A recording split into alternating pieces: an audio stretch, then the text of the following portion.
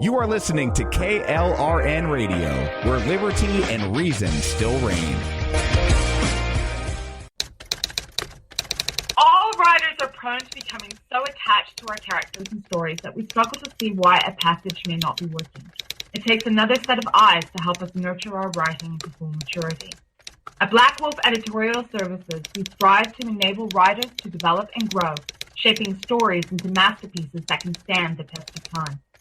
Editing services are provided for all genres and all age categories. Services range from critiques of the short story through to the line edits of the full-length novel and copy editing for those preparing for publication. We also offer assistance on generating a writer's bio for your websites, as well as help with those book blurbs and promotional material. We won't abandon you to the masses. We want to celebrate with you and your successes. Black Wolf Editorial Services, nurturing your writing into maturity. For a full list of services and prices, visit us at blackwolfeditorial.com. Individuals and businesses with tax problems, listen carefully. Do you feel like you're losing control over your finances? If you owe over $10,000 in back taxes or have unfiled tax returns, we can help you take back control. The IRS is the largest and most aggressive collection agency in the world, and they can seize your bank account, garnish your paycheck, close your business, and file criminal charges. Take control of your tax problems now by calling the experts at Tax Mediation Services and take advantage of the Fresh Start program and new laws that may allow us to negotiate a settlement for the lowest amount possible. Our team of tax attorneys and enrolled agents can stop collections and get you protected so you can take control of your financial future. Tax Mediation Services is accredited by the Better Business Bureau. Call now for a free case review and a price protection guaranteed quote. Call Tax Mediation Services now at 800-610-9050. That's 800-610-9050. 800-610-9050. KLRN Radio has advertising rates available. We have rates to fit almost any budget. Contact us at advertising@klrnradio.com.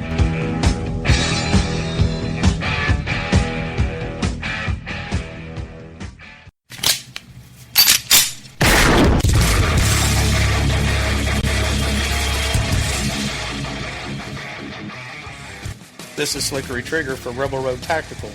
With proper care and feeding, your pistol will be ready when you need it, there to save your life. Shouldn't your gear be that good?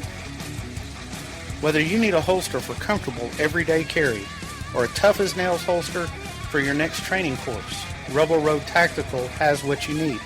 Check us out on the web at rebelroadtactical.com. Tired of paying outrageous prices for Viagra? Well, we have great news for you. Now you can finally get Viagra at huge discounts. Healthy Man allows you to save up to $500 on Viagra. Why pay U.S. pharmacy prices of $15 per pill or more when you can get Viagra for less than $3 a pill? Call today and get 40 Viagra pills for only $99. This can cost as much as $600 at your local pharmacy. You can't afford not to call us. If you want Viagra at the lowest prices, never pay $15 a pill pharmacy prices again. Get Viagra for less than $3 a pill. Call 1-800-516-7602 today and save up to $500 and get 40 pills for just $99. Healthy Man is fast, easy, and affordable. Operators are waiting at 1-800-516-7602 to take your call right now. Call 1-800-516-7602. That's 1-800-516-7602. Again, 1-800-516-7602.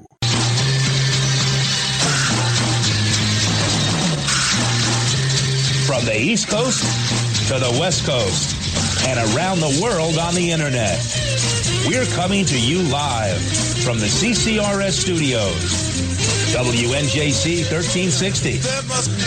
This is the Conservative Commandos radio show with your host, Rick Trader. The Conservative Commandos radio show, where the newsmakers go to be heard.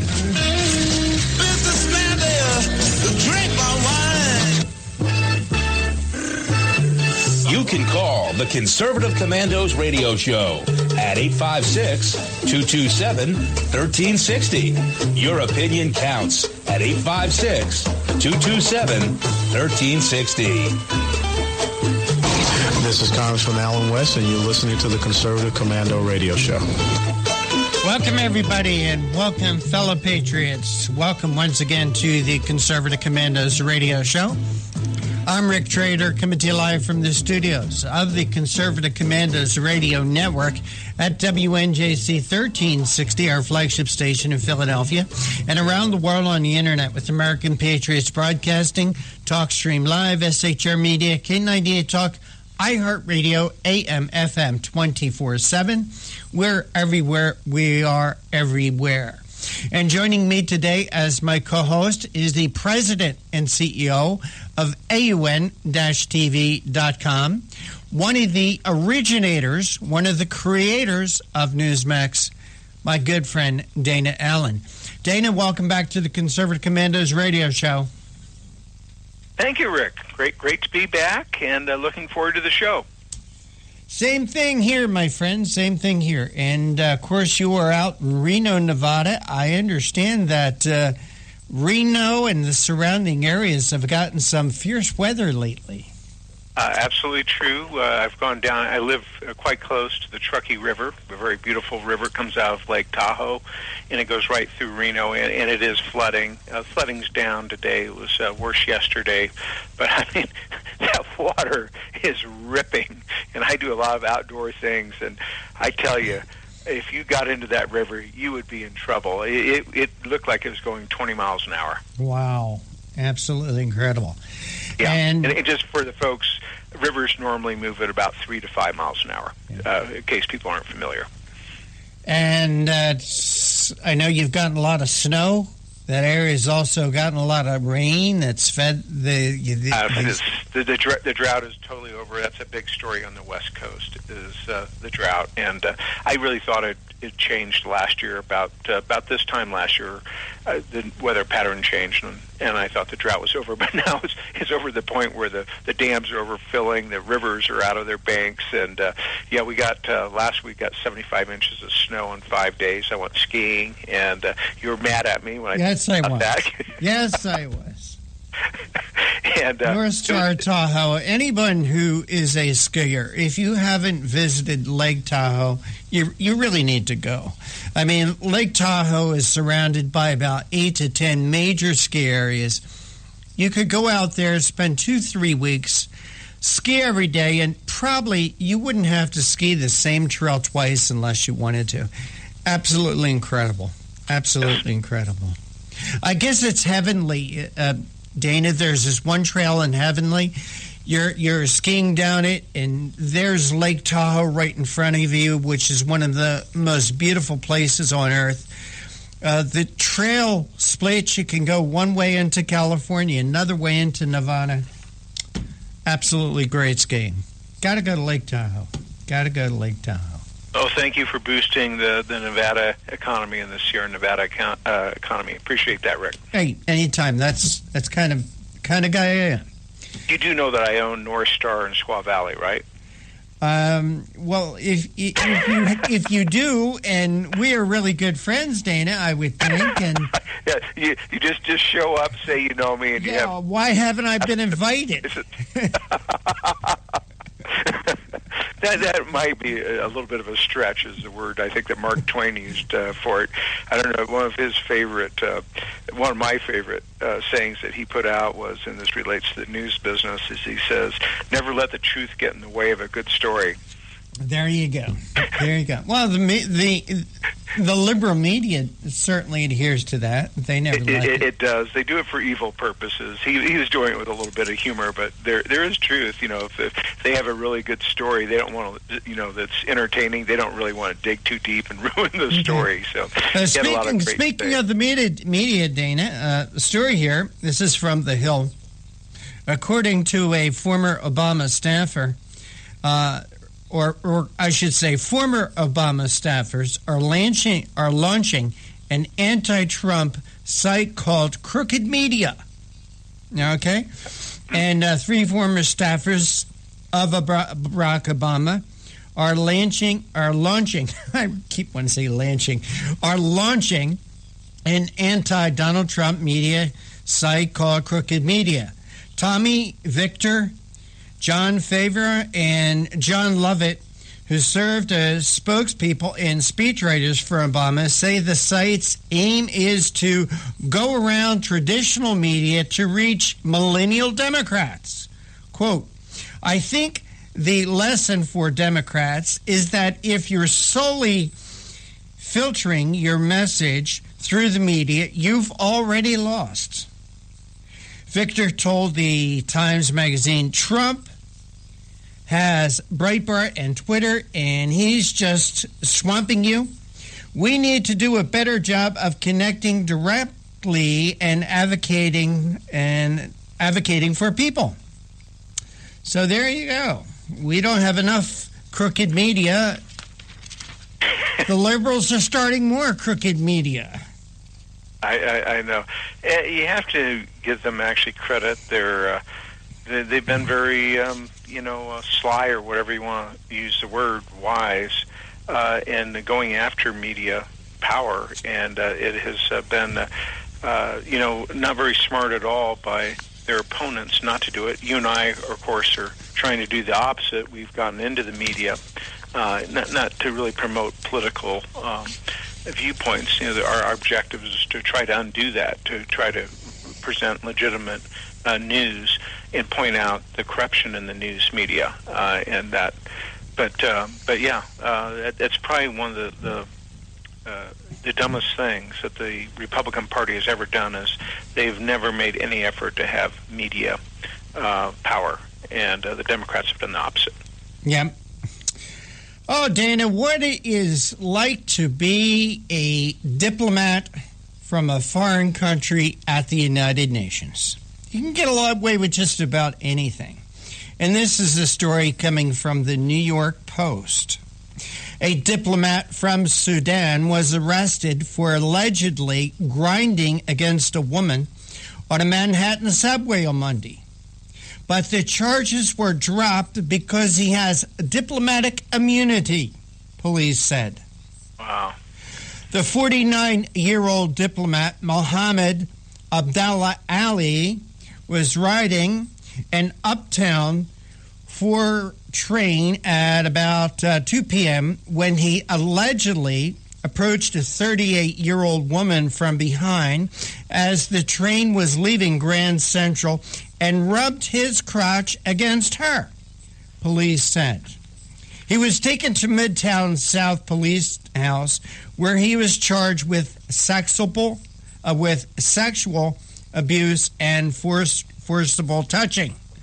But once he provided identification papers proving he was a diplomat, he was released, according to the sources, who added that there will be no prosecution. Mm-hmm. Yeah. So, that's been going on for decades. Maybe the rules should be changed a little bit. What do you think, Rick? Yeah, how about this? You throw all those jerks out of New York. You kick the United Nations out of our country. We've heard stories before how they owe the city of New York millions of dollars in unpaid parking tickets, that they've gotten away with crimes like this before, all because of diplomatic immunity. Obama wants to kick out the Russians. He should kick out a few people from the Sudan. Gotcha. Yeah, absolutely. I wonder if we confiscated their cars, if maybe they would, start paying the parking tickets. What do you think? Should do something. I have no solution. Of course, my solution is, as I said, kick out the United Nations. Okay, anybody who perpetrates a crime, no matter of their diplomatic immunity or not, lock them up, prosecute them, throw them in jail. Yep. Well, Dana, it's believe it or not, boy, time sure does fly when we're having fun. You are listening to the Conservative Commandos radio show with Dana Allen and yours truly, Rick Trader, coming to you from the studios of the Conservative Commandos radio network at WNJC 1360 in Philadelphia and around the world on the internet with American Patriots Broadcasting, TalkStream Live, SHR Media, K98 Talk, iHeartRadio, AM/FM 24/7. Today's show, like all our shows, is being brought to you by the First Amendment and protected by the Second. Don't go away. Dana will and I will be back with more news and commentary.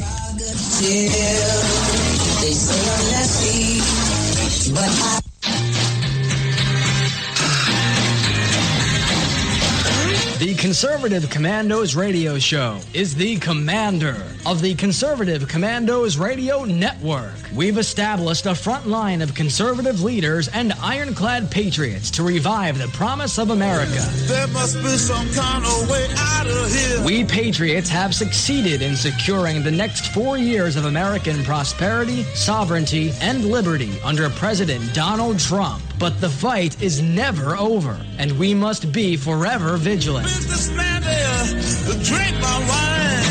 Do you have a passion for American values? Do you believe in preserving the American dream? If so, listen to the Conservative Commandos Radio Network, Monday through Saturday from 12 to 6 p.m. on WNJC Radio, 1360 AM, or around the world on the internet at ccrshow.com and ccrsnetwork.com. Check out our websites for rebroadcasts and network updates. We are the Conservative Commandos Radio Network, where even more newsmakers go to be heard.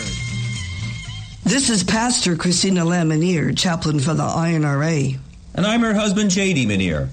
We help co-host on the Conservative Commandos radio show, and we want to sincerely thank our listeners who turned out to vote in mass to elect Donald Trump, Governor Mike Pence, and conservative congressional candidates across our nation. Against incredible odds, you helped create the strongest GOP team to take the reins of power in Washington since the 1920s. General George Patton said, "It's the unconquerable soul of man, not the nature of the weapon he uses, that ensures victory." We salute all of you for taking a stand for truth, freedom, and defending our constitutional form of government. Let us continue to pray for our nation and for God's blessings. May God save the United States of America. You can call the Conservative Commandos Radio Show at 856-227-1360. Your opinion counts at 856-227-1360. This is Congressman Alan West, and you're listening to the Conservative Commando Radio Show. Welcome back to the Conservative Commandos Radio Show with Dana Allen and yours truly, Rick Trader. And for rebroadcasts of our shows, please check out our websites, ccrshow.com or ccrsnetwork.com. Or at 8 a.m., log on to Leading Edge Radio Network, or 11 p.m., highplainstalkradio.com. Or you can hear this show and all the shows that are part of the Conservative Commandos Radio Network here at WNJC 1360 from your telephone by calling 832-999-1199. You don't need an app. You don't need to download anything. You just need this number, 832-999-1199. Well, Dana, in a mere 10 days from now, Barack and Michelle Obama will be leaving the White House. And it's very interesting to note where they're moving to and what they're doing to the residents. When Obama and Michelle leave the White House in 2 weeks, they will move into a swanky mansion in the northwest neighborhood of Washington, D.C. Part of the renovations is a construction crew is building a brick wall in front of their new home this week. According to TMZ, the house needed additional fortifications. So there you go, Dana. Can't have a wall to protect us, but surely the Obamas. A 15-foot wall, a 20-foot wall, how big will the wall be? Well, I'm not sure. You know, this article does not give those kind of details. It just says the 8-bedroom, 9.5 bathroom, 8,200 square foot mansion is valued at $6.3 million, is just 2 blocks away from the house Ivanka Trump has decided to live in while her father is in the White House. Obamas are expected to lease the house until their youngest daughter, Sasha, graduates from Sidwell Friends School. Gee, I guess she isn't going to public school, is she? Well, it's this dual standard thing. For instance, we've talked about this before, Rick, but the Attorney General under Obama, Eric Holder, the very funny fellow who does all the secret videos. James O'Keefe. Who? James O'Keefe. James O'Keefe. His name escapes me very often. I know. But he, went in and got a hold of Eric Holder's ballot about, I think it was 2 years ago. And and they were going to let him vote for Eric Holder, and he didn't do that because, of course, it's illegal. Mm-hmm. But he came back the next year, and there's this big thing taped down on the table and says, for Eric Holder, absolutely require photo ID. Oh, the law's for you, not for me. The law's for you, not for me. Exactly. So the number one opponent to voter ID in the United States, Eric Holder, requires it for his own ballot. Mm-hmm. And in this case, Obama says, walls don't work. You can't build walls except for, well, if I'm the one that's being protected, then I want a great big wall. Same thing with guns. I'm sure that house is going to be protected by Secret Service, who are going to be heavily armed. Absolutely. We can have guns. You can't. You can't. Mm-hmm. Here you go, Dana. What happens to our tax money once the federal government gets a hold of it?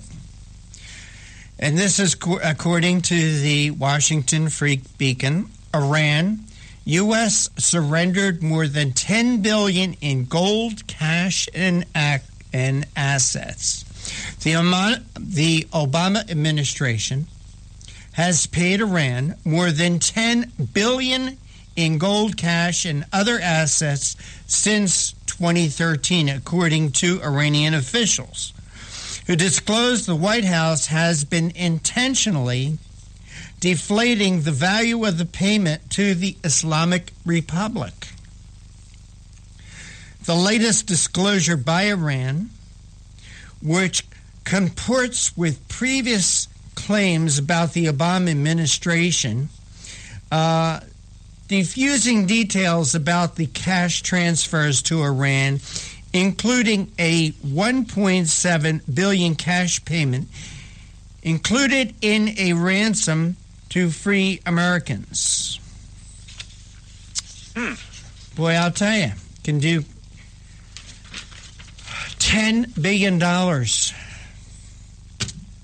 Well, I guess when you just... I wonder how Obama's paying to build this wall.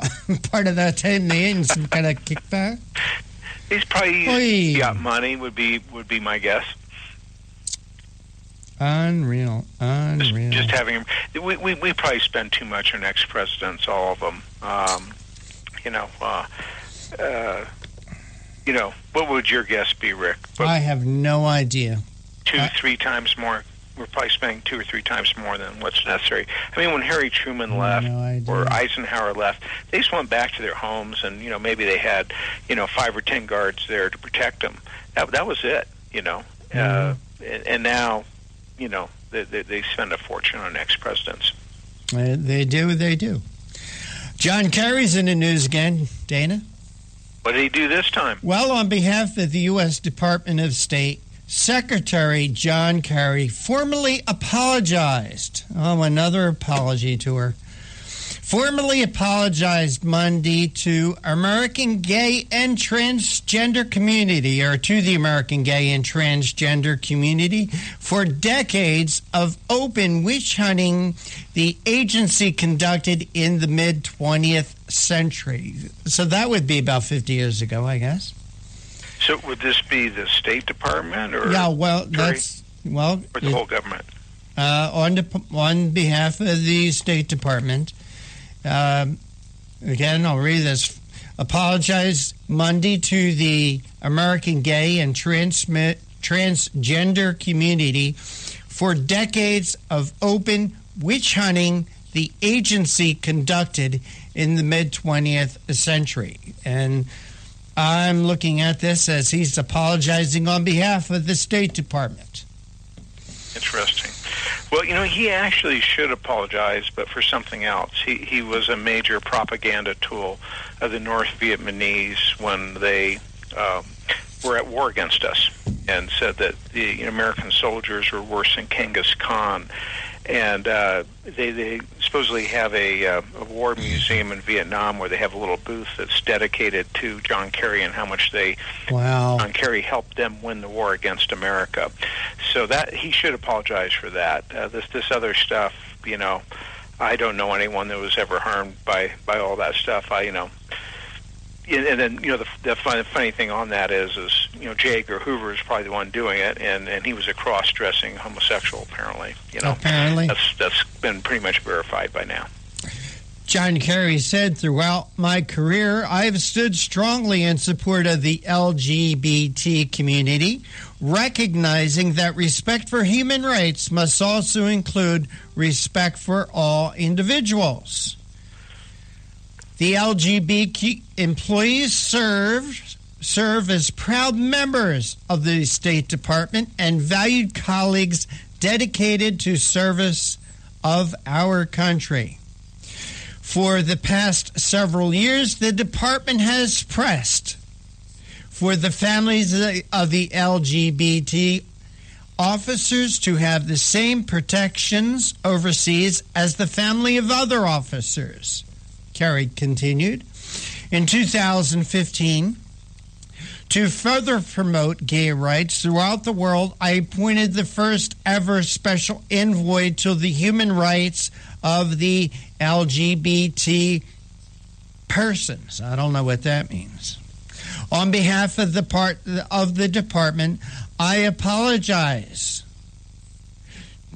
to all those impacted by the practices of the past and reaffirmed the department's steadfast community to diversify and inclusion for all our employees, including members of the LGBT community. All right.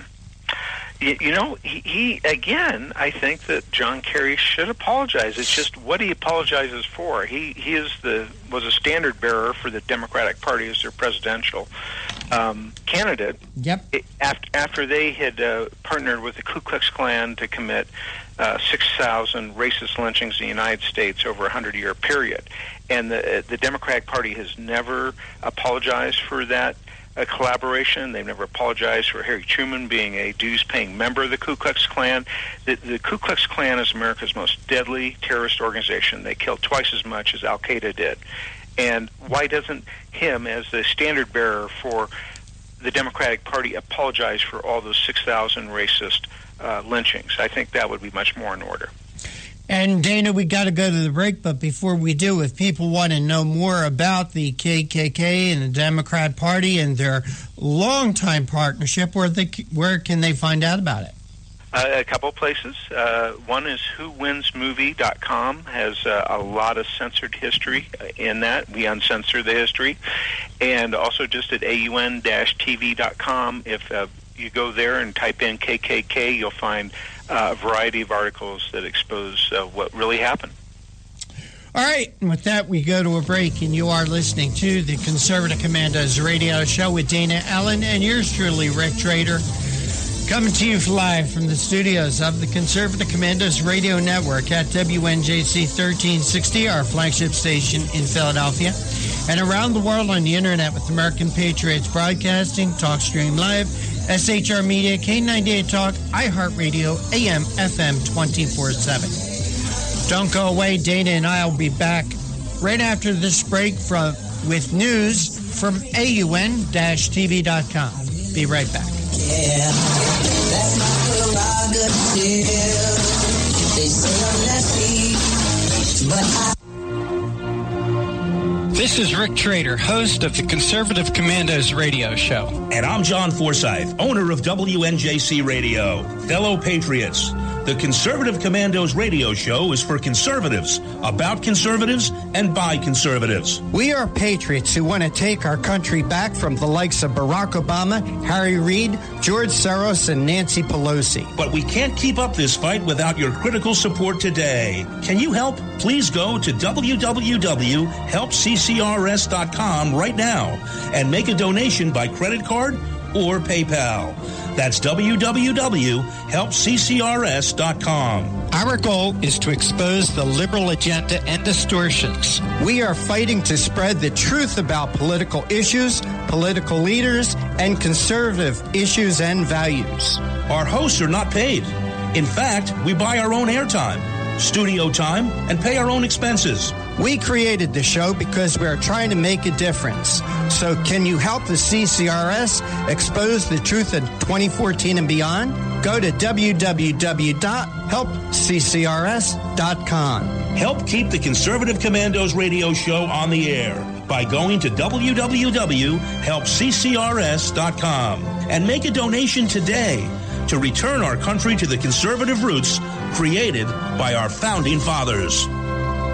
This is Pastor Christina Lamanier, chaplain for the INRA. And I'm her husband, J.D. Manier. We help co-host on the Conservative Commandos radio show, and we want to sincerely thank our listeners who turned out to vote in mass to elect Donald Trump, Governor Mike Pence, and conservative congressional candidates across our nation.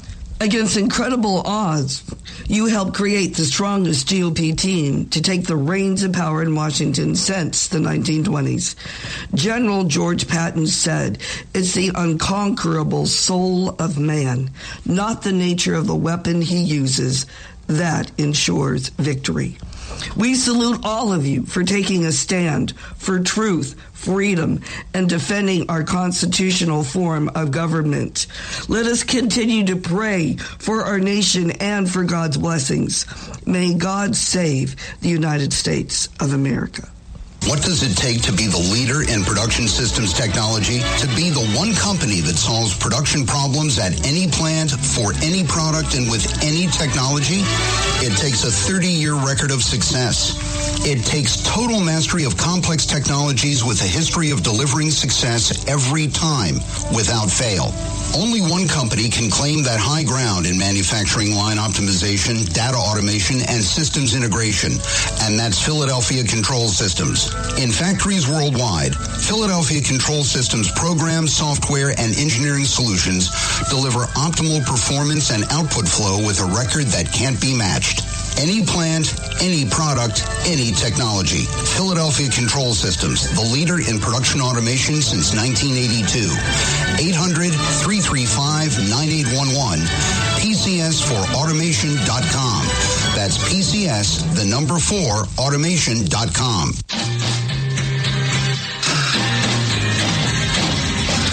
The Conservative Commandos radio show is the commander of the Conservative Commandos radio network. We've established a front line of conservative leaders and ironclad patriots to revive the promise of America. There must be some kind of way out of here. We patriots have succeeded in securing the next 4 years of American prosperity, sovereignty, and liberty under President Donald Trump. But the fight is never over, and we must be forever vigilant. Businessman there, drink my wine. Do you have a passion for American values? Do you believe in preserving the American dream? If so, listen to the Conservative Commandos Radio Network, Monday through Saturday from 12 to 6 p.m. on WNJC Radio, 1360 AM, or around the world on the internet at ccrshow.com and ccrsnetwork.com. Check out our websites for rebroadcasts and network updates. We are the Conservative Commandos Radio Network, where even more newsmakers go to be heard.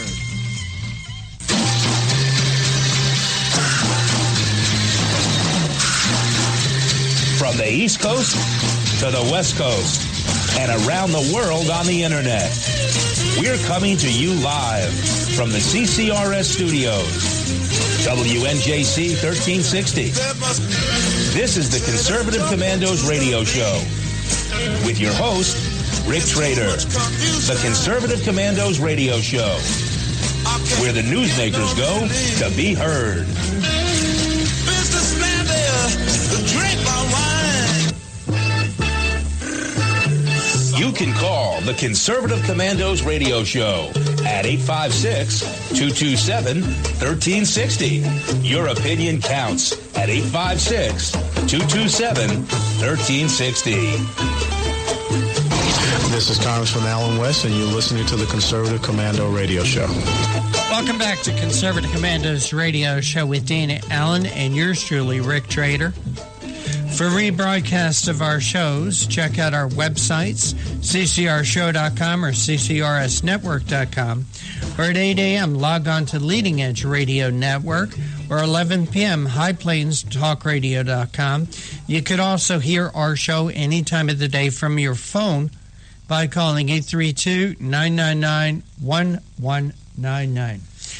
Dana Allen, what is going on with AUN-TV.com? What kind of stories are you talking about over there? Well, I think one of the most important stories out there, you actually alerted me to a new development in it, is this hate campaign against police. And what just happened the last couple of days is that on Capitol Hill, and this has been a major strategy of the Democratic Party, to try to create division in America and create hatred towards the police and to create paranoia amongst blacks of whites and the police in particular. They've put up an art thing which is very much like what the Black Panthers put up in the 70s, which led to police murders, where they dehumanize police, and they would have coloring books for children in the Black Panther schools that would show stabbing police to death, and the police would be pictured as having pigs' heads. Well, the Democrats are doing the same thing now. Congressman Clay has put up some so-called artwork in the Capitol Hill building that shows police with pigs' faces going around and just shooting black people for entertainment. And he's called this hate speech, this propaganda to create division in America. He's called it inspiring. Now, some are not going along with this. The Republicans of Capitol Hill aren't, and Duncan Hunter, a Republican congressman from California, actually took it down and gave it back to Representative Clay. And this is a serious problem. Well, that's not the end of the story, Dana. Not the end of the story, my friend. Yep. Democrat Missouri Representative Lucy Clay wants to file a theft charge with Capitol Hill Police against Republican California Congressman Duncan Hunter for removing a painting in Capitol Hill that depicts police officers as pigs. Clay told reporters Monday that the police spoke to his chief of staff earlier in the day and have not been helpful to the congressman in his quest to file charges against Hunter. Quote, I think he was way out of bounds and he broke the law. It's called theft, Clay said. I don't think anyone up there is qualified to be an art critic. I'm not, and no other member is an art critic except one, and that's Amelia Adams of North Carolina. They're trying to figure out what they're going to do. So you call the police and ask them, and again, this is all coming from Clay. So you call the police and ask them what they're going to do, Clay said, who noted he was looking for Hunter on the House floor. Quoting him again, sounds like politics to me.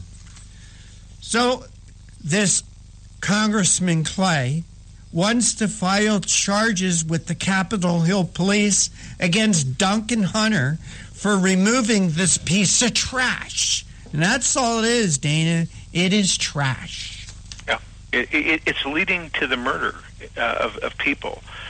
In the Dallas police ambush, where someone who's believes all this stuff, this propaganda from the Democratic Party and the Democratic allies in the news media, he actually said that.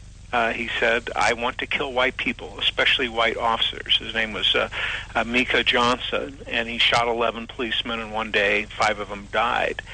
And it's because of things like this. And this is not new. The Democratic Party has done this basically throughout their history, trying to create paranoia and bigotry and hatred, which leads to violence. They in the city of Wilmington, North Carolina, they were out of power because blacks had the ability to vote. And they were voting Republican. And in 1898, not all that long ago, they did basically an identical campaign to what they're doing today, where they had the newspapers, do the exact same thing, actually, which is they would draw cartoons with black people having wings and claws, being vampires, not humans. This dehumanization helps to create help campaigns so people feel the license to murder people, because they're not really people. This is what they try to get. And the German Nazis did the same thing to Jews, portraying them as pigs. So in the case of Wilmington, North Carolina, after 1 year of doing art like this, they developed so much paranoia and hatred amongst white people of blacks, because they were, paranoid of them because of these vampires would come and kill them and, rip at white women with their claws, not fingers. They murdered 50 black people in one day, and by gunpoint, they removed all the elected officials in Wilmington, North Carolina, replaced them with Democrats. And this is the most successful political operation probably in the history of the Democratic Party in the United States. For the next 70 years, they went from being out of power to winning every election for the next 70 years, because they would murder they'd murder blacks if blacks tried to vote.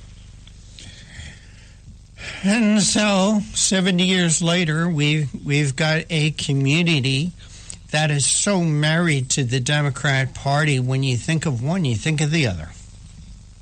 I know what you're referring to, and it's basically the equivalent to Jews today joining the National Socialist Party, the Nazi Party, because the number one persecutor of Jews, the political party that's persecuted them more than any other, are the National Socialists of Adolf Hitler. And if a Jew today was to join that party, that's basically the equivalent to someone who has African heritage joining the Democratic Party, because the Democratic Party is the greatest oppressor that blacks have ever had. They were the party that was founded on the principle of human slavery. They want to perpetuate human slavery forever. They want it expanded into the non-slave states. And when they lost their war against the United States, referred to as the American Civil War, they then started the Ku Klux Klan to keep them under control and out of power, in reference to black people. All right. Again, Dana, plug the movie. A lot of this information's in Who Wins When America Loses, and there's a article up on the front page of aun-tv.com that shows this history and shows the artwork that we're talking about of police being portrayed as pigs. All right. And you are listening to the Conservative Commandos radio show with Dana Allen, President and CEO of AUN-TV.com. And I am Rick Trader, and we're coming to you from the studios of the Conservative Commandos radio network at WNJC 1360 in Philadelphia and around the world on the internet with American Patriots Broadcasting, TalkStream Live, SHR Media, K98 Talk, iHeartRadio, AM, FM 24/7. On the other side, Dana and I will bring you up to date on the guest we expect to talk with today. Don't go away. Dana and I will be right back. They say I'm nasty, but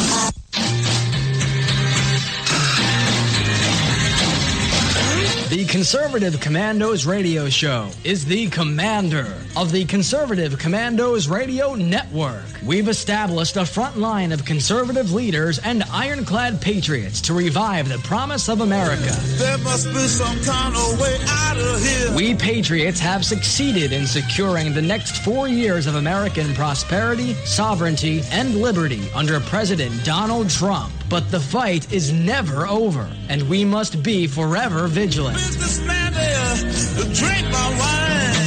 Do you have a passion for American values? Do you believe in preserving the American dream? If so, listen to the Conservative Commandos Radio Network, Monday through Saturday from 12 to 6 p.m. on WNJC Radio, 1360 AM, or around the world on the internet at ccrshow.com and ccrsnetwork.com. Check out our websites for rebroadcasts and network updates. We are the Conservative Commandos Radio Network, where even more newsmakers go to be heard. This is Pastor Christina Lamanier, chaplain for the INRA. And I'm her husband, J.D. Manier. We help co-host on the Conservative Commandos radio show, and we want to sincerely thank our listeners who turned out to vote in mass to elect Donald Trump, Governor Mike Pence, and conservative congressional candidates across our nation. Against incredible odds, you helped create the strongest GOP team to take the reins of power in Washington since the 1920s. General George Patton said, "It's the unconquerable soul of man, not the nature of the weapon he uses, that ensures victory." We salute all of you for taking a stand for truth, freedom, and defending our constitutional form of government. Let us continue to pray for our nation and for God's blessings. May God save the United States of America. You can call the Conservative Commandos Radio Show at 856-227-1360. Your opinion counts at 856-227-1360. This is Congressman Alan West, and you're listening to the Conservative Commando Radio Show. Welcome back to the Conservative Commandos Radio Show with Dana Allen and yours truly, Rick Trader. And for rebroadcasts, podcasts, whatever you want to call them, check out our websites, ccrshow.com or ccrsnetwork.com.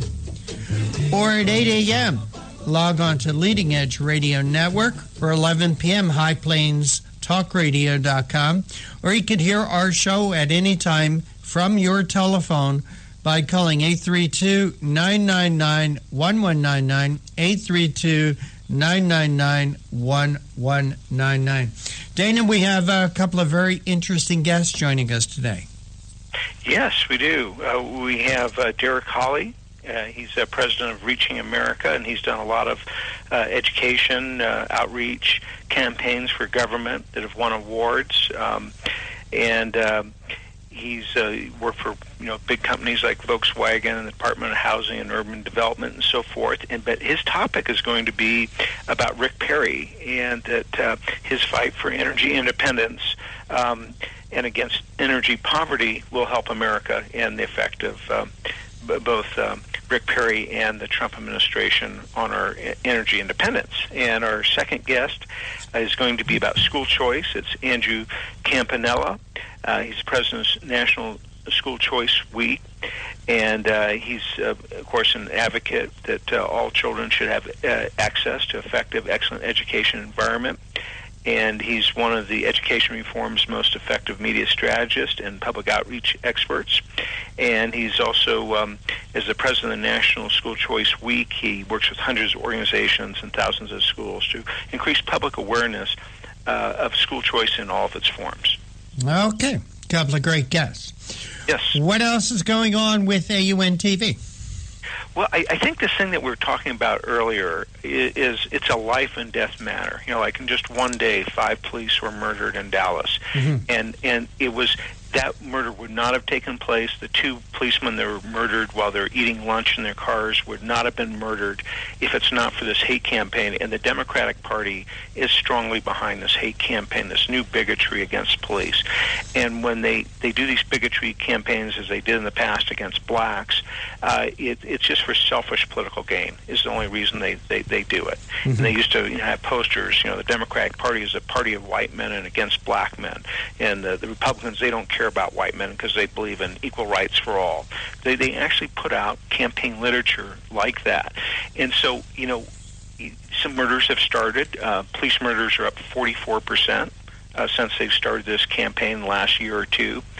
And, how do we stop them? And I think we have to hurt them. And maybe some background, just how invalid the whole logic behind this anti-police hate campaign that they have going on is that I personally happen to belong to a minority group that is almost exclusively shot by police. I'm a minority, and yet 93% of people shot by police each year in the United States belong to my minority group. And the prisons are filled with people from my minority group. Almost everyone in prison is someone who belongs to my minority group. So am I being discriminated against? Am I being targeted against? What do you think, Rick? Oh, boy. Are you being discriminated against? No.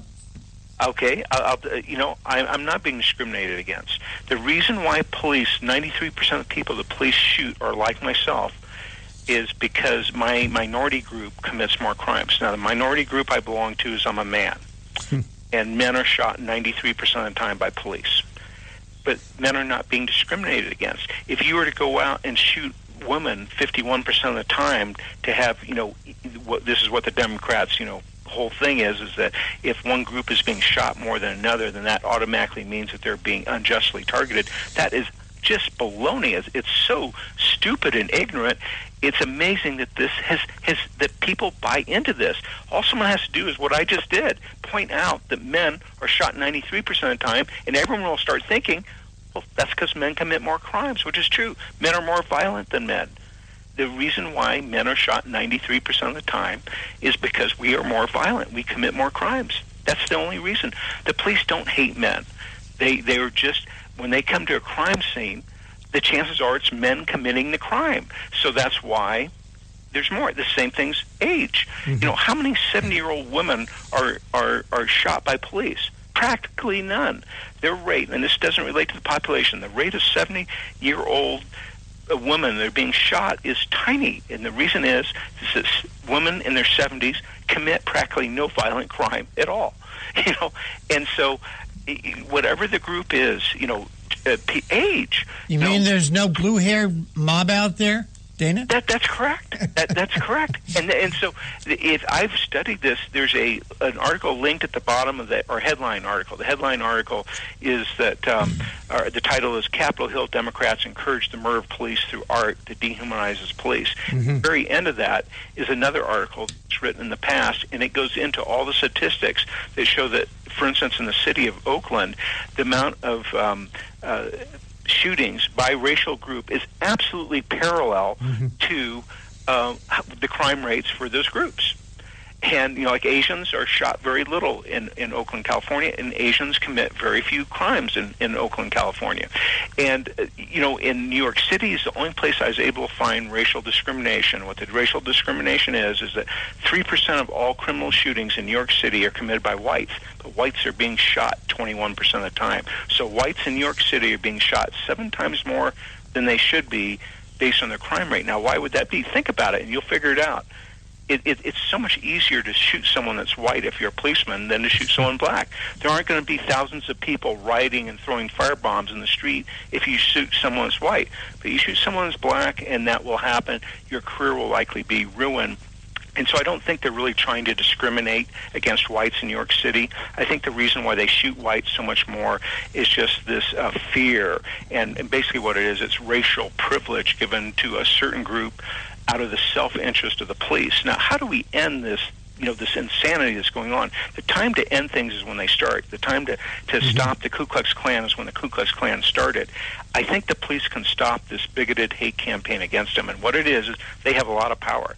And if police were to organize a campaign to get people to sign pledges saying, because of this hate campaign by the Democratic Party against police, I sign a pledge that I will not vote for the Democratic Party for the next 20 years, and get police to sign this pledge, get police families to sign this pledge, get supporters to sign this pledge. I bet by the time you get to 100,000 signatures of people that are going to boycott the Democratic Party for the next 20 years, that the Democratic politicians, not out of the goodness of their heart, but out of their selfish ambition, will say, we have to stop this hate campaign against police because it's going to ruin our careers. Well, Dana, on that note, and we were talking earlier about this piece of trash that was being portrayed as a piece of art being taken down in the U.S. Capitol, of police being portrayed as pigs. There's a local phenomena that's going on around different areas in support of police, Dana. In places like Evesham Township, New Jersey, Mantua Township, Cherry Hill, Haddon Heights, Oakland, Woolwich Township, East Hampton, there are people who are painting a blue line on certain roads between the two yellow lines. They're painting a blue line to support the police. Well, the Department of Transportation and the National Highway Transportation Board are directing these townships to remove that blue line. They're demanding that the townships remove the blue line that has been painted on their roadways in support of the police. So Rick, you suspect that this doesn't have to do anything with safety or regulation? No, well, I think it probably has very little to do with safety or regulations, probably more than a political agenda that's coming out of Washington, D.C. Well, yep. Dana, perhaps 2 weeks from now, all this garbage, or a lot of this garbage coming out of Washington will stop with the inauguration of Donald Trump as our next president. Let's hope so. I think at least from the White House, this anti-police hate campaign is going to be stopped dead in its tracks. Well, let's hope so. And it can't happen soon enough, Dana. It can't happen soon enough. Barack Obama is going to be making this big speech. I believe it's tonight in Chicago, where he's going to be lauded and praised. Barack Obama, in my opinion, is the most divisive president. Yeah. You're not alone in our lifetime, Rick. They have polled the American people, and they asked them, and everyone agrees. Republicans, Democrats, whites, blacks, Hispanics, everyone agrees that since Obama's become president, that racial division has increased and racial harmony has gone down. So you're right along with the American people on that. Hey, Dana, I got a piece of trash. I think the author of the book intended it to be a book. I won't give you the title of the book. I won't give you the author's name because I will not publicize this piece of trash. That's going to end up in my bathroom and being used as paper products in the bathroom are used. But it's basically a Trump survival guide, how to survive the Trump administration. And on the back cover, it says, "The stunning election of Donald J. Trump rocked an already divided America." Who the hell divided America? Barack Obama did. Yeah. He really did. I mean, that was one area that we made a lot of progress on. I mean, I wouldn't want to be a black guy in 1960 in, I would not much of America. It really was a lot of discrimination. Yep. Things got so much better, and Obama's made things go backwards. And you are listening to the Conservative Commandos radio show with Dana Allen and yours truly, Rick Trader. Coming to you from the studios of the Conservative Commandos Radio Network at WNJC 1360 in Philadelphia, and around the world on the internet with American Patriots Broadcasting, TalkStream Live, SHR Media, K98 Talk, iHeartRadio, AM, FM 24/7. Don't go away. On the other side, we will be speaking with Derek Holley. He's the president of Reaching America, and we're going to be talking about his article, Rick Perry Will Fight for Energy Independence and Against Energy Poverty. Don't go away. Dana and I will be right back with our guest. This is Rick Trader, host of the Conservative Commandos radio show. And I'm John Forsyth, owner of WNJC Radio. Fellow patriots, the Conservative Commandos radio show is for conservatives, about conservatives, and by conservatives. We are patriots who want to take our country back from the likes of Barack Obama, Harry Reid, George Soros, and Nancy Pelosi. But we can't keep up this fight without your critical support today. Can you help? Please go to www.helpccrs.com right now and make a donation by credit card or PayPal. That's www.helpccrs.com. Our goal is to expose the liberal agenda and distortions. We are fighting to spread the truth about political issues, political leaders, and conservative issues and values. Our hosts are not paid. In fact, we buy our own airtime, studio time, and pay our own expenses. We created the show because we are trying to make a difference. So can you help the CCRS expose the truth in 2014 and beyond? Go to www.helpccrs.com. Help keep the Conservative Commandos radio show on the air by going to www.helpccrs.com and make a donation today to return our country to the conservative roots created by our founding fathers. This is Pastor Christina Lamanier, chaplain for the INRA. And I'm her husband, J.D. Manier. We help co-host on the Conservative Commandos radio show, and we want to sincerely thank our listeners who turned out to vote in mass to elect Donald Trump, Governor Mike Pence, and conservative congressional candidates across our nation. Against incredible odds, you helped create the strongest GOP team to take the reins of power in Washington since the 1920s. General George Patton said, "It's the unconquerable soul of man, not the nature of the weapon he uses, that ensures victory." We salute all of you for taking a stand for truth, freedom, and defending our constitutional form of government. Let us continue to pray for our nation and for God's blessings. May God save the United States of America. What does it take to be the leader in production systems technology? To be the one company that solves production problems at any plant, for any product, and with any technology? It takes a 30-year record of success. It takes total mastery of complex technologies with a history of delivering success every time, without fail. Only one company can claim that high ground in manufacturing line optimization, data automation, and systems integration, and that's Philadelphia Control Systems. In factories worldwide, Philadelphia Control Systems programs, software, and engineering solutions deliver optimal performance and output flow with a record that can't be matched.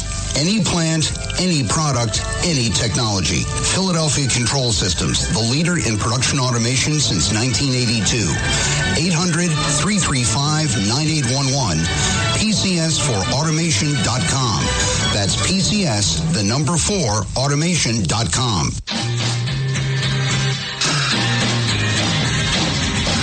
The Conservative Commandos radio show is the commander of the Conservative Commandos radio network. We've established a front line of conservative leaders and ironclad patriots to revive the promise of America. There must be some kind of way out of here. We patriots have succeeded in securing the next 4 years of American prosperity, sovereignty, and liberty under President Donald Trump. But the fight is never over, and we must be forever vigilant. Businessman there, drink my wine.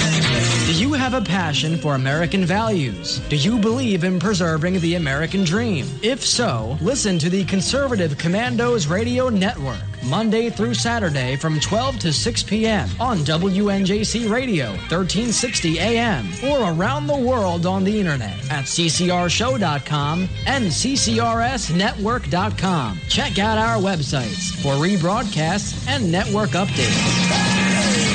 We are the Conservative Commandos Radio Network, where even more newsmakers go to be heard.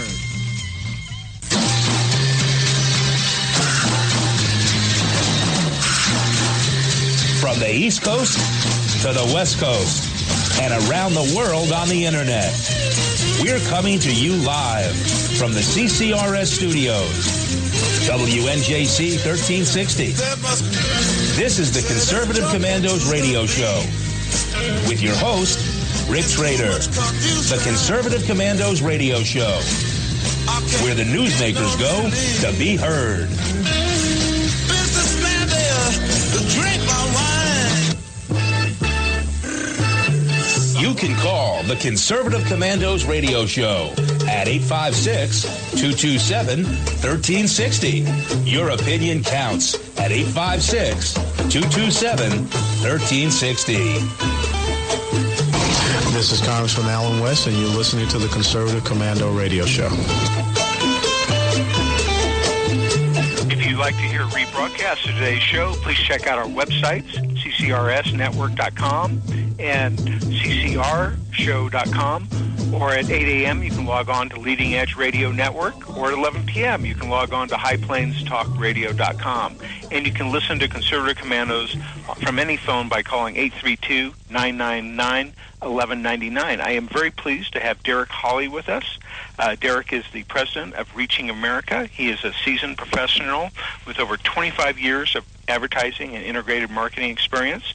He's produced several award-winning education and outreach campaigns for the government and private sector and nonprofits.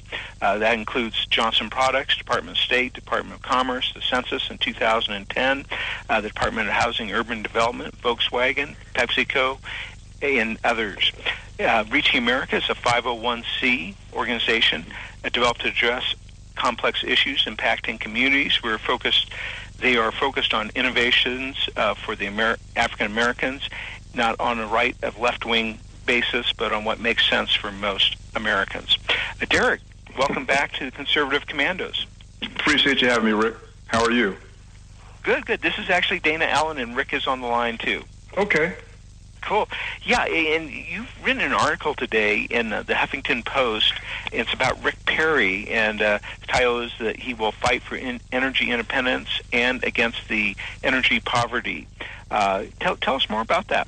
Sure. Well, first of all, Reaching America, as you know, you gave a summary, but I developed to address complex social issues that are impacting the African American community. And like you said, not necessarily based on right or left-wing views, but what makes sense for a more united America.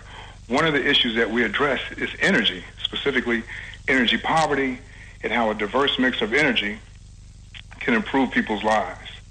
And so one of the things that we talk about often, tell people, you know, when I first graduated from college, I'm originally from Chesapeake, Virginia. I moved back home, and my first job out of college was working for Norfolk Southern Railway. You know, I was a brakeman, and part of my job, I was a part of a three-man crew, and our responsibility was loading coal ships that transported coal all around the world. So I've oftentimes asked the question, if our coal and natural resources are good enough for every other country, why is it not good enough for us right here at home? Sure. You know, you use the term energy poverty, and I've heard it said that how the quality of life someone has is directly related to how much energy that they use, and that the people that have the least amount of energy are the poorest people. Is that what you mean by energy poverty? Yeah, energy poverty, and that also people oftentimes, just because of different policies and things that have been in place under this administration, not allowing us to produce the amount of energy and utilize the abundance.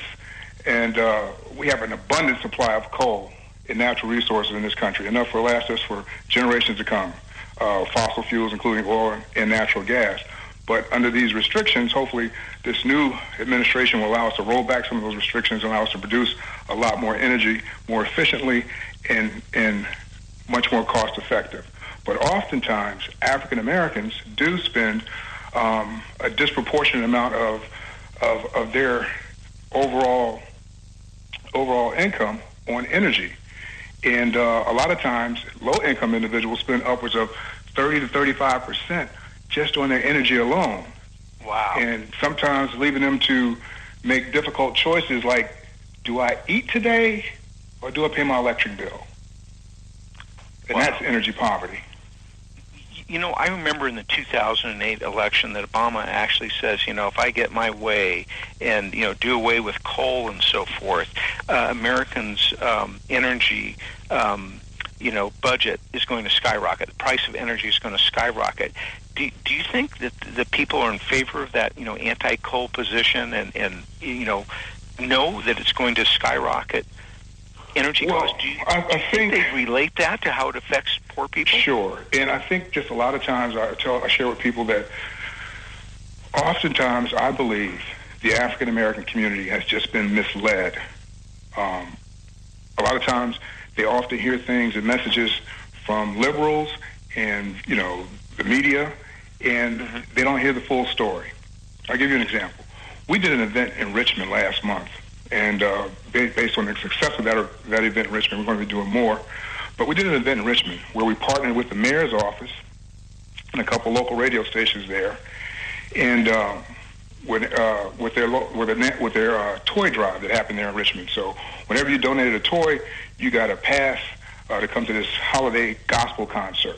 We had about 400 people in attendance, and people, when they came in, they registered for their chance to get their energy bill paid up to $250. Well, I can tell you this. So during the concert performances, we had a panel discussion on energy and how a diverse mix of energy can go about improving people's lives. And that diverse mix includes fossil fuels. Well, I can tell you this, Dana. We sat there, and during the panel discussion, where we interrupted the music and the performances, not one person left. People were so engaged, wanting to find out why their energy bill is so high, what are these taxes, what are these fees, what are these regulations that they continue to have to pay because their energy bill is so high. And so you have to wonder about the motives behind this, because, like, I know on the west coast of the United States, they did a science study, UC Berkeley or whatever, and they determined that in San Francisco, 27% of all the air pollution in San Francisco came from China, all the way across the Pacific Ocean, because the pollution controls are just horrible in China. They burn very low quality coal, Sure. But then here in the United States, where our air quality is really very good, we can't, burn, and we have like the best coal deposits in the world. It just seems like, why are they trying to prevent America from using our own energy? Why do you think that is? Well, I think it's a cycle. And over the last 8 years, it's been cronyism in Washington, D.C., and the people having to pay as a result of the cronyism and the favors for renewables that have taken place over the last 8 years under this administration. Unfortunately, minorities and African Americans are taking the brunt of it. And so I think, again, a lot of those regulations will be rolled back under the new administration, and I'm looking forward to educating the African American community about what's really going on and what could really impact their lives if they, change their decision, just start changing the mindset and perception of not just our party, but just ideas and principles that would help to improve their lives. Gotcha.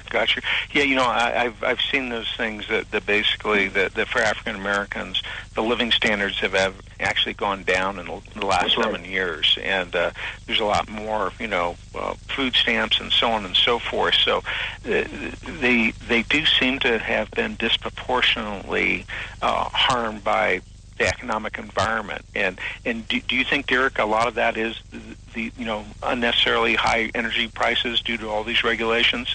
I think energy is part of it, but certainly just the economy in terms of job creation within the communities has a lot to do with it. The education system. I mean, it's an entire cycle, and it's not going to be solved overnight. So I think a lot of the things, again, is about educating the community on what's really taking place. And that just hadn't happened, but I can tell you this, I feel like there's a lot of momentum right now just based off of what happened with the elections this past November, because more African Americans voted for Donald Trump than, according to the exit polls, a lot of them, upwards like 12% are saying. And so these are numbers that our party hadn't experienced in a long time. So I'm saying to the party, to the donor class, everybody else, let's take advantage of this momentum. Let's continue messaging to the African American community and selling our story, because they haven't heard it yet. It's been, we haven't had a messenger or the right message talking to the African American community. And so that's what Reaching America, that's what we're trying to do, not just with energy, but other issues that are impacting the African American community. Excellent, Eric. And we'll have to go on a break quite soon here, but afterwards I'd like you, when we come back, tell us more about how you see Rick Perry changing this, what effect that he will have. Sure. And we'll have to go into break now. We're coming to you live from the Conservative Commandos radio networks. It's WNJC 1360, our flagship station in Philadelphia, and around the world on the internet with American Patriots Broadcasting, TalkStream Live, SRH Media, K98 Talk, iHeartRadio, and AM, FM 24/7.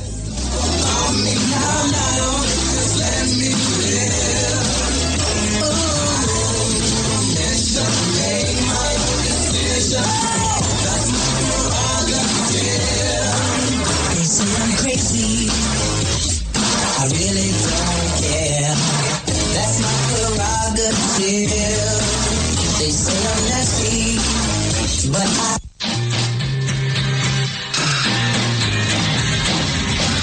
The Conservative Commandos Radio Show is the commander of the Conservative Commandos Radio Network. We've established a front line of conservative leaders and ironclad patriots to revive the promise of America. There must be some kind of way out of here. We patriots have succeeded in securing the next 4 years of American prosperity, sovereignty, and liberty under President Donald Trump. But the fight is never over, and we must be forever vigilant. Businessman there to drink my wine.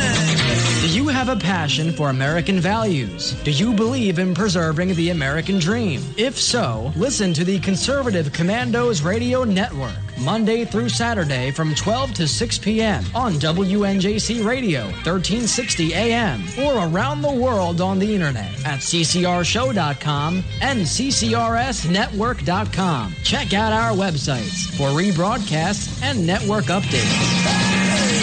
We are the Conservative Commandos Radio Network, where even more newsmakers go to be heard. This is Pastor Christina Lamanier, chaplain for the INRA. And I'm her husband, J.D. Manier. We help co-host on the Conservative Commandos radio show, and we want to sincerely thank our listeners who turned out to vote in mass to elect Donald Trump, Governor Mike Pence, and conservative congressional candidates across our nation. Against incredible odds, you helped create the strongest GOP team to take the reins of power in Washington since the 1920s. General George Patton said, "It's the unconquerable soul of man, not the nature of the weapon he uses, that ensures victory." We salute all of you for taking a stand for truth, freedom, and defending our constitutional form of government. Let us continue to pray for our nation and for God's blessings. May God save the United States of America. You can call the Conservative Commandos radio show at 856-227-1360. Your opinion counts at 856-227-1360. This is Congressman Alan West, and you're listening to the Conservative Commando Radio Show. Welcome back to the Conservative Commandos Radio Show with Dana Allen, President and CEO of AUN-TV.com, and yours truly, Rick Trader. For rebroadcasts of our shows, check out our websites, ccrshow.com or ccrsnetwork.com, or at 8 a.m., log on to Leading Edge Radio Network, or 11 p.m., highplains.talkradio.com, or you could hear our show any time of the day from your phone, simply by calling 832-999-1199. Our guest this segment is Derek Holley. He's the president of Reaching America, and we're discussing an article that he has written. Rick Perry will fight for energy independence against energy poverty. Derek, thanks for holding through that break. We appreciate your time. Thank you. Derek, I love this topic. This is why I asked you to come on our show today. Great. The idea of cheap energy, Derek, I think we have to get through people's minds that cheap energy are not dirty words, nor is cheap energy dirty and is going to pollute our air and water, as has been told by the masses, by the people on the left, principally the Democrat Party. And Derek, correct me if I'm wrong, I'm asking you, what has brought more people out of poverty than cheap energy worldwide? What has brought people out of energy? What has brought more people out of poverty worldwide than cheap energy? I would have to say nothing. Only energy could do that, because energy it impacts our lives on a daily basis. So with lower energy costs, it affects everything else in your life, whether it be transporting of goods, whether it be the lights in your house, in your home. Everything, every aspect of your life can be improved by lower energy prices. And Derek, I want to make this connection between energy prices and political parties. Sure. In states like California and New Jersey, they pay the highest prices for energy in the country. Sure. Okay, for instance, in New Jersey, we just got hit by a 23 cent a gallon gas tax hike. That's a hike. It's not the gas tax. That's the gas tax hike. We are forced to buy energy from wind and solar and pay 6 times more for that energy than energy that is produced by oil or gas or nuclear. California, the price of energy is extremely high. But when you look, Derek, how the people of New Jersey and in California vote, these states are controlled by Democrats. That's true. How do you get through to people, Derek? Well, again, we haven't been speaking to these people. A lot of the voters, they hear a message from, as you said, the masses and the messaging from the left. And me having an advertising marketing background, a lot of times I speak to that way. And I just think we on the right, we've got to do a better job of educating, a better job of outreach to our voters and constituencies everywhere, so that we can let people know how these issues affect them in the long term, and just in terms of their overall income and their way of life. You know, and you talk about, the use of fossil fuels. In 2015, and this is according to the U.S. Energy Information Administration, we generated about 4 trillion kilowatts of electricity, and about 67% of that was generated from the use of fossil fuels, coal, natural gas, and petroleum. And so until we start telling that story, how will people even know that oil, natural gas, and coal is what's really generating this country? Right now, they believe that renewables is the answer. Well, even Gina McCarthy, who's at the EPA right now, she talks about in 2040, the world energy supply, 78% of it will be generated by the use of fossil fuels, while renewables will account for less than 17%. We can't get there with renewables. They're too unreliable. Wind and solar, you can't rely on it on a day. Well, Derek, if it's coming from her, I would say that's a darn lie. We have a frequent guest on our show. His name is John Peterson. He's a former congressman from Pennsylvania. And what he has told me, if they develop all the wind and solar projects that they have on the books, the United States is going to get less than 2% of its energy needs from these renewable resources. But we're going to pay through the nose to get them. That's true. And who gets rich? you got to say who gets rich. Like a lot of, you see a lot of Solar City around there. That's that guy Musk who's making billions of dollars off this Solar City company. And who's paying the brunt of that? The ratepayer that has to buy this energy, this subsidized energy. Right. Hey, Derek, I want to swing you back over to Dana Allen because I know he wants to talk with you about Rick Perry. Dana? Okay. Yes, and before, Derek, before we get to Rick, just one more thing. You're actually part of the 2010 census, for marketing issues. In that, the city in the United States that had the worst job situation was Detroit with 24% unemployment. The city in the United States that had the very best job growth was Provo, Utah. And those two cities were an extreme in another way. Detroit votes 98% Democrat, and Provo votes 12% Democrat. Do you think that Democrat politicians are so pure-hearted that they're not tempted to do things that prevent jobs, since jobs are actually very bad for the Democrats? Dan, that's a tough question, and I would say that sometimes it does appear that way. And I tell my friends a lot of times who talk about me being a conservative or right of center.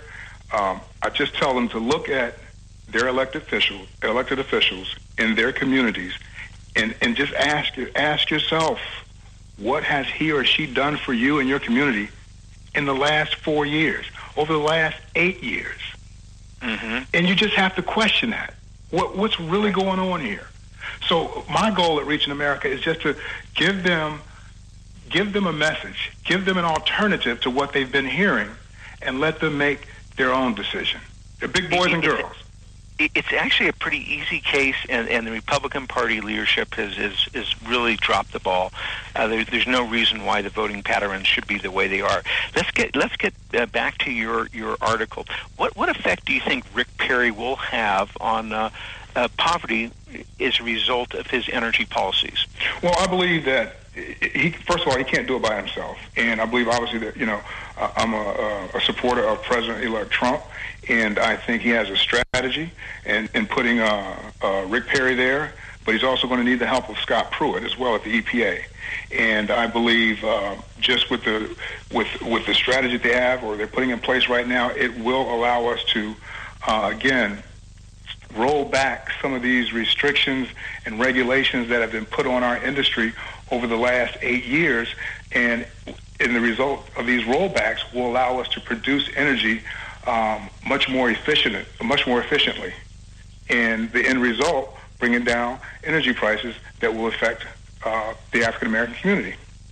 Sure, it's like a misconception by people that they think that that regulations on oil companies hurt them.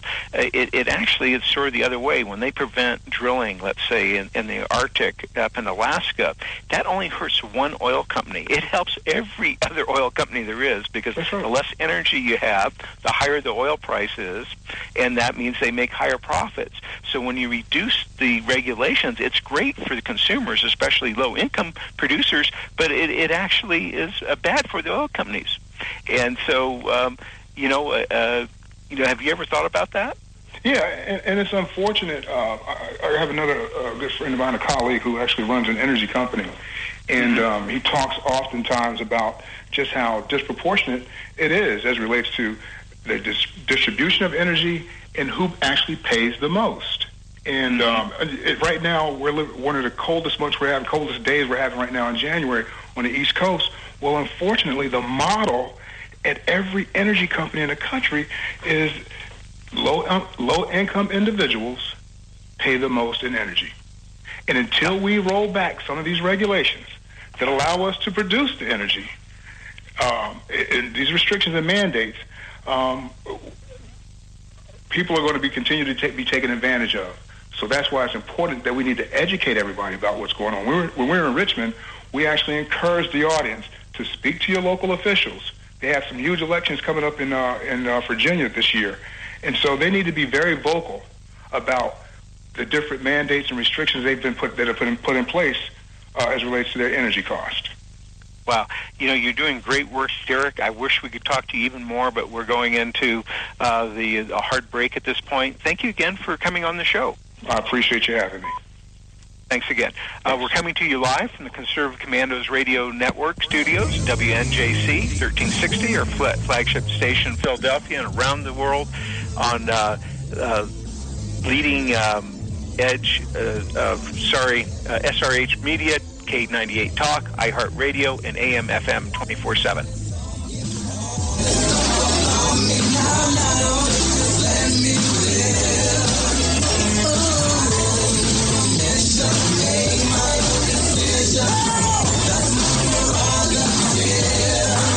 They say I'm crazy, I really don't care.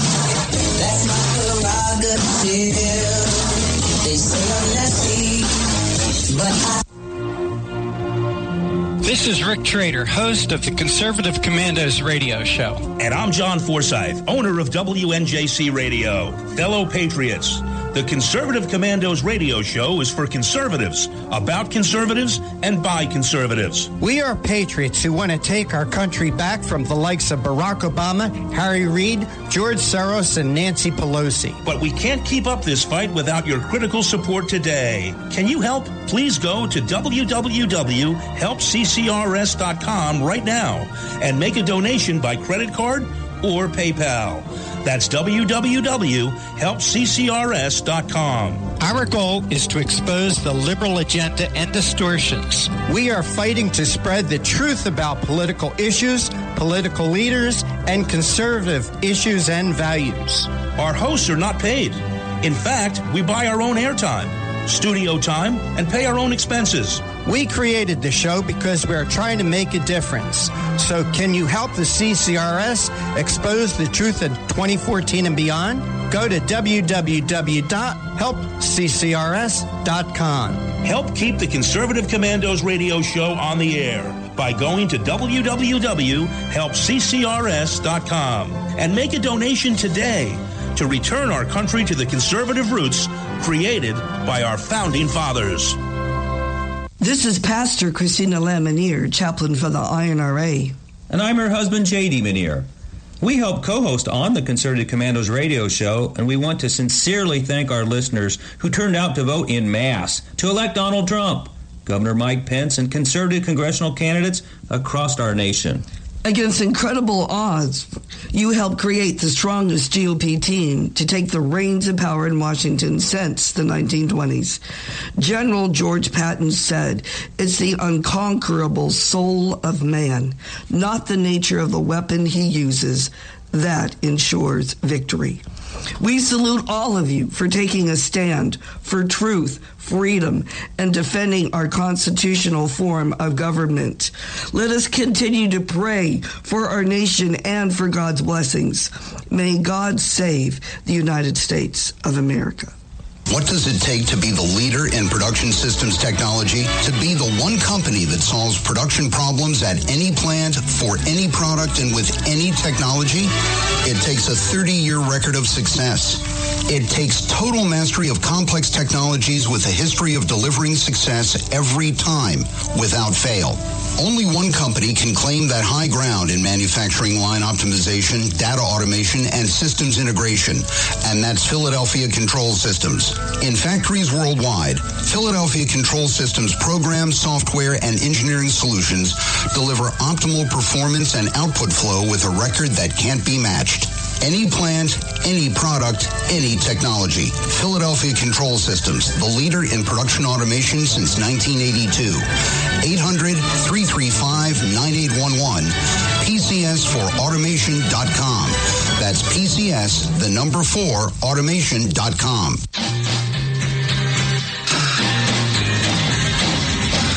The Conservative Commandos radio show is the commander of the Conservative Commandos radio network. We've established a front line of conservative leaders and ironclad patriots to revive the promise of America. There must be some kind of way out of here. We patriots have succeeded in securing the next 4 years of American prosperity, sovereignty, and liberty under President Donald Trump. But the fight is never over, and we must be forever vigilant. businessman there, drink my wine. Do you have a passion for American values? Do you believe in preserving the American dream? If so, listen to the Conservative Commandos Radio Network, Monday through Saturday from 12 to 6 p.m. on WNJC Radio, 1360 AM, or around the world on the internet at ccrshow.com and ccrsnetwork.com. Check out our websites for rebroadcasts and network updates. We are the Conservative Commandos Radio Network, where even more newsmakers go to be heard.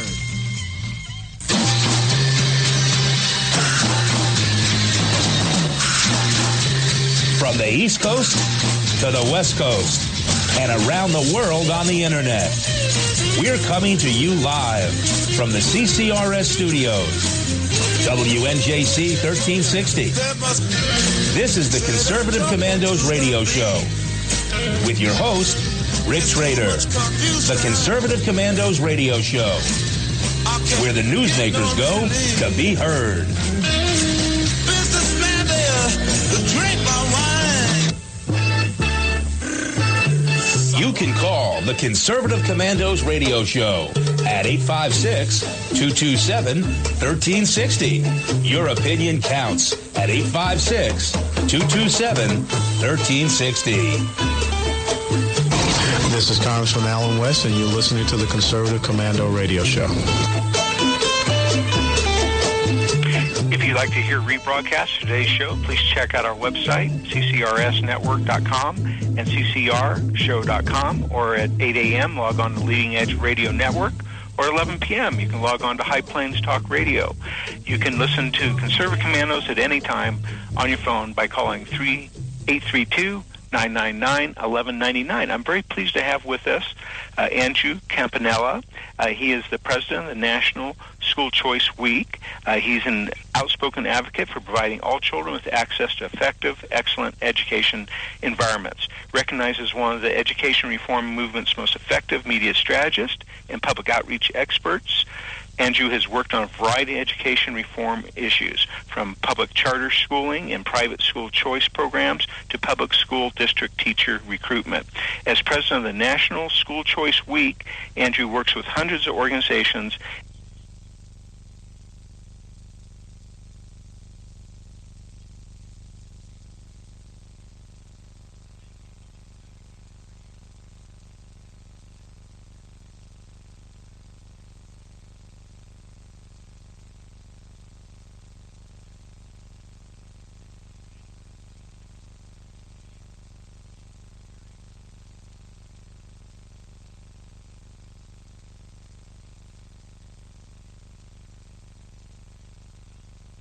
across the country.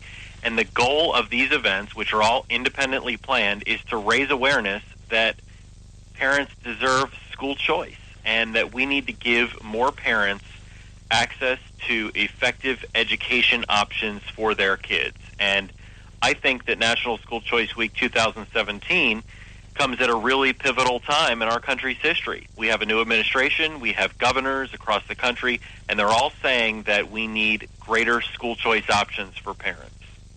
Is there a website that people can go to find out more about this? Absolutely. You can go to schoolchoiceweek.com and you can learn the education options available to you and your family in your state. You can also look and find out how you can support school choice and stand up for school choice if you believe that your state or locality should have more options. Okay, got you. Well, I can give you an independent plug, which is of all the children I know, the best behaved ones are homeschooled ones, not ones that go to either public or private schools. And you know, it's interesting you bring that up. We have been embracing homeschooling as a vital component of the school choice movement since National School Choice Week began. And I remember in the very beginning, a few folks came up to me and said, well, why are we talking about homeschooling? That's not really a school choice. And I said, well, actually it is. Parents are making an active choice to educate their kids in the home. And if you look at homeschooling, it continues to increase every single year. The number of students go up by about 100,000. There are millions of children educated in the home, and thanks to technology and parent groups and community organizations that support homeschoolers and provide resources for them, homeschoolers are performing at fantastic levels on things like the SAT, the ACT, college admission rates, and overall earnings in life. So the story of homeschooling is really the story of the original school choice and parents taking control of their kids' education. For parents, Andrew, how can they tell if their child's currently getting a good education? There are a lot of different ways you can tell, but one of the biggest telltale signs is how often your child hates going to school in the morning. If it's every single day and your child's not getting good grades and you hear nothing but bad stories about school, you might not just have a complaining kid, but you might actually have a challenging school environment, and challenging not in a good way, because you do want, like, good challenges and motivation. So it's different. Parents sort of have an innate knowledge of whether or not their kids are having a good school experience or not, but too many parents for too long in our country have not had the resources, the freedom, the flexibility to choose a different environment for their kids. Luckily, thanks to the advances in school choice, that's changing, and parents are able to customize better educational opportunities for their kids. I know there's many famous people back in the 1800s that were homeschooled, but, when I was a child, I didn't know anyone who was homeschooled, hadn't even heard the term homeschool. When did it come to the point where it's, fairly well known? What's the modern history of homeschooling? Sure. Well, the modern history of homeschooling actually tracks pretty closely with the modern history of school choice. So about 30 years ago is when really folks in this country started looking at the challenges in education. And what happened 30 years ago is we started seeing more trade agreements and other deals where it was harder for Americans to get jobs if they didn't do as well in elementary school or high school. Back in the day, you could go to high school, not do well, and still have a job that you could find. Increasingly, that is more difficult because of the changes in our economy and the diversification and the globalization of the economy. So 30 years ago, a lot of this stuff sort of came into focus, and we started seeing economic challenges in our country, jobs leaving our country, and nowhere for people to turn to get other jobs because they didn't have the skills needed to take on higher skilled jobs. So with that as a backstory, people started looking at education and saying, okay, well, this system has worked for a while now in our country, but now that we have a different economy we have to play in, we need to improve education so that every child is educated at a higher level. So you saw voucher programs created.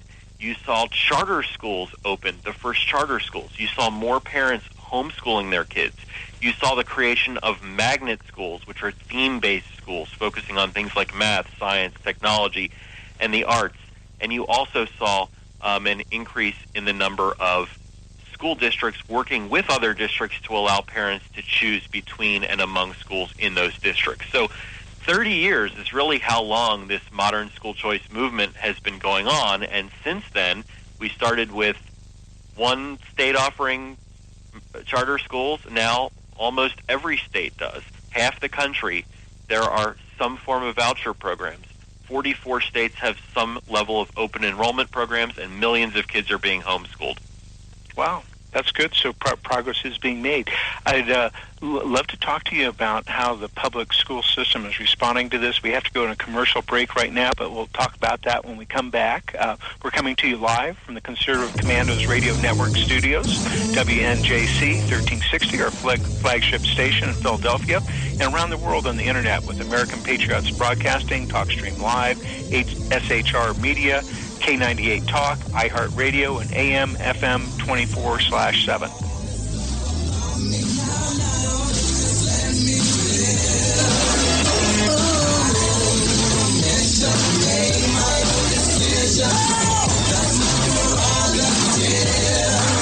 They say I'm crazy. I really don't care. That's my prerogative. So let's see. But I...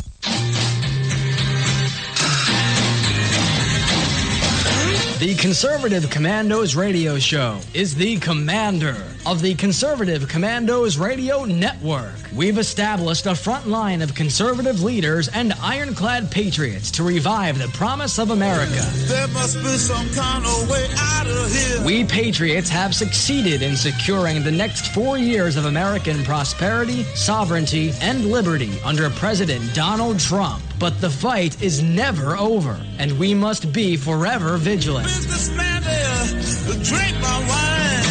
Do you have a passion for American values? Do you believe in preserving the American dream? If so, listen to the Conservative Commandos Radio Network, Monday through Saturday from 12 to 6 p.m. on WNJC Radio, 1360 AM, or around the world on the internet at ccrshow.com and ccrsnetwork.com. Check out our websites for rebroadcasts and network updates. We are the Conservative Commandos Radio Network, where even more newsmakers go to be heard. This is Pastor Christina Lamanier, chaplain for the INRA. And I'm her husband, J.D. Manier. We help co-host on the Conservative Commandos radio show, and we want to sincerely thank our listeners who turned out to vote en masse to elect Donald Trump, Governor Mike Pence, and conservative congressional candidates across our nation. Against incredible odds, you helped create the strongest GOP team to take the reins of power in Washington since the 1920s. General George Patton said, "It's the unconquerable soul of man, not the nature of the weapon he uses, that ensures victory." We salute all of you for taking a stand for truth, freedom, and defending our constitutional form of government. Let us continue to pray for our nation and for God's blessings. May God save the United States of America. You can call the Conservative Commandos radio show at 856-227-1360. Your opinion counts at 856-227-1360. This is Congressman Alan West, and you're listening to the Conservative Commando Radio Show. If you'd like to hear rebroadcasts of today's show, please check out our website at ccrsnetwork.com and ccrshow.com, or at 8 a.m. you can log on to Leading Edge Radio, or 11 p.m. log on to High Plains Talk Radio, and you can listen at any time by calling on your phone 832-999-1199. We're with Derek Caponello, who's the head of the National School Homeschool Week, and just before we went in the break, we're going to talk about how the public school system is threatened, how they react to this. And so, Derek, I actually have sort of a funny story. Does the name Wilson Riles ring a bell? No, not to me it doesn't, but I'm sure I probably should know the name. Okay. Well, he was the head of the school system in California when I was in high school. Superintendent of schools, I guess, was the title. And so I was part of what was called the Senate Youth Program, where they pick the top 20 students in California, and they go up and they meet with the legislatures. Now, was I one of the top 20 students in California? No, actually, I wasn't. It was pure nepotism. My cousin ran the program. But no one got booted. I was a driver, and an assistant, so I got to go along with all these brainiacs. So, there's sort of like a question-answer period with Wilson Riles, and so I'd never heard of homeschooling, but I asked him, Mr. Riles, don't you think that parents should be allowed to educate their own children? Oh, no, he said. He says, I have a PhD in education. I can guarantee you it would never work. And then the next day I was on an elevator with Wilson Riles, and I said, hello to him, and he wouldn't even talk to me. He was so mad at me. So I'll use that as a lead-in for your take on how the government school system is reacting to homeschooling. Well, I think that, public education is transforming to adapt to the growing school choice movement. And one of the things that we're seeing during National School Choice Week is that traditional district schools in states where there are a lot of homeschooling private school choice, charter school programs, magnet schools, online academies, where there's prevalent school choice, are rising to the challenge to meet this new world of school choice. I have so many district schools that I work with on a day-in, day-out basis who don't recoil in horror at the idea of school choice. They say, yeah, we can compete, bring it on. We can totally win. And that's the mentality we want. You know, good. One of the biggest telltale signs I see when I talk to a public school administrator, I almost know immediately whether or not they run awesome schools or not. If when you mention school choice to them, they say, oh yeah, we're fine with that because we're going to be fine. We know we do a good job. We pay our teachers well. We know how to stretch a dollar. We are providing options for families. I don't know why anybody would want to leave. That is the mentality. If you talk to somebody and they say, we can't have it because everybody will flee, you wonder, well, okay, I'm wondering why they're so not confident in what they offer. Right. And so you see both of these types of reactions out there. Absolutely, I do. I remember sitting on a plane once with an administrator from a traditional district school who told me that I was ruining the world because I supported school choice, and I had to get him to see it through the lens of, I was like, dude, you have to tell me why you don't think you can compete. I think you can compete. I have more confidence in you than you do. But that's rare now. I don't see as many folks like that. I see more really committed, dedicated public school administrators who accept school choice, they recognize it, and they want to adapt to it and promote themselves. I think that's a good thing. You know, everybody needs to find customers and clients and constituents, and schools should be no different. Right. You know, interesting side note is of parents that I know that do homeschooling, a fairly high percent of them are former government school teachers that, you know, they have children, and so they're at home. They stop teaching, and they homeschool their own children. Have you noticed the same thing? I have noticed that teachers understand almost more than anybody else, because many of them are parents themselves, the benefits and the power of school choice.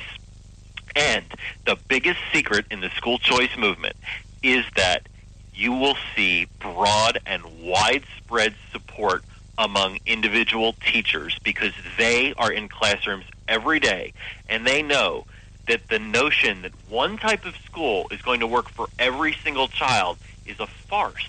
They recognize that some of the kids in their classroom are just designed to be there. That classroom works for those kids. That school works for those kids.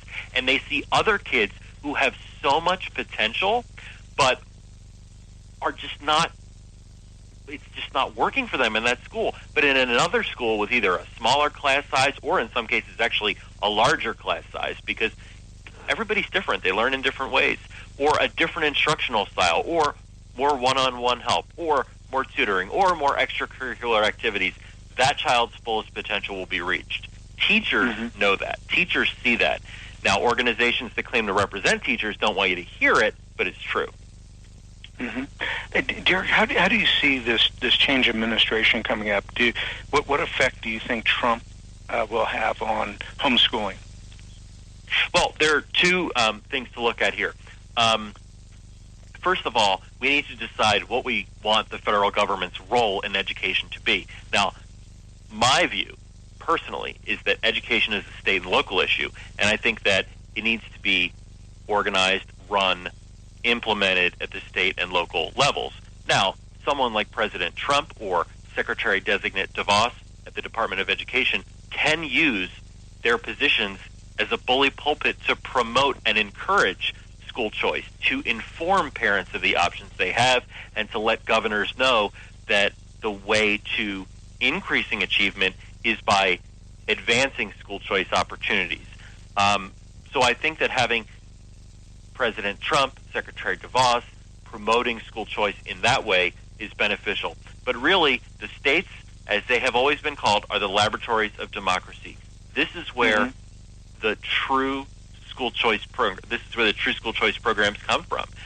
And we need to focus specifically on what will happen at the state level. We can't just look at the federal government and expect a solution when it comes to education. Mm-hmm, mm-hmm. Now, my next question, I don't want you to get you into trouble at all with this, but this is a hypothetical question. But I know there's some people in America that would be in favor of this. You're an expert in this area. What do you think would happen if it was decided, we're just going to stop having government school? It's going to be, private schools, which in a way are almost more public schools because the public has more control over them. And it's going to be homeschooling, but the government isn't going to run any schools at all. I know that the chances of this happening in our lifetime are tiny, but I'd be fascinated in what you think would happen if, in 2018, that was put into place. Well, first of all, it's not going to happen, and second of all, I actually do not think it would be a good thing at all, because I think it would collapse our economy, because I think we really need to have, as one of the backbones of progress in our country, a strong, effective, and well-monitored public education system, but also redefine public education as being parents choosing the best schools for their kids, just like we have community colleges and private colleges, religious colleges, online colleges. The same type of things could apply to the K-12 education system. But to get to really the point behind your question, I think we do need more accountability. We do need to make sure administrators know that the money they're spending is tax dollars. And I think you're seeing that as a result of school choice in a lot of places. And we need to continue to foster a spirit of, let's see what we can do with less, and let's see how we can cut back on unnecessary bureaucratic expenses and put more money into things like teacher salaries. Got you. Yeah, and I left out something with that doesn't mean doing away with education or compulsory education. That would be that sort of similar how lawyers and doctors are accredited, that people would get an education and the government would have some, licensing or testing per year to make sure that children are getting educated. I left that out, but I know that was a super hard question. And I went to traditional district schools my whole life. I got a great education from them. My mom is a teacher in public schools. She's a fantastic teacher. And school choice is not about saying that one type of school is better than another, or that one type of school is bad and needs to be replaced. It's about saying that parents should be able to determine what is a good school for their individual kids or what is a bad school for their individual kids. It's like saying that, you walk into the grocery store every day, or not every day, every week, and you need to pick out bread. You have a whole aisle of different options you can choose from. You go to the car dealership and you want to buy a car. You have so many different makes and models you can choose from. You want to go on vacation. You have a ton of destinations you can choose from. The same should happen in education. There should be choices and opportunities so that people can pair up what their kids are interested in, what motivates their kids, with the best environment so that those motivations and passions can be, fully nurtured. Mm-hmm. Mm-hmm. Got you. Now, when a lot of times it's by certain people such as Ronald Reagan and I believe actually Perry from Texas, they've suggested, the Department of Education, the national one, really hasn't done any good. What do you think on that? It's been around since the 1970s. Do you think it's had a positive impact that justifies the billions of dollars we spent on the Department of Education? I'm one of those types of people, and I'll start by saying National School Choice Week is a celebratory effort. We help organize and encourage people to plan events that celebrate their different type of education options, so we don't necessarily get into the mechanics of advancing or opposing specific policies.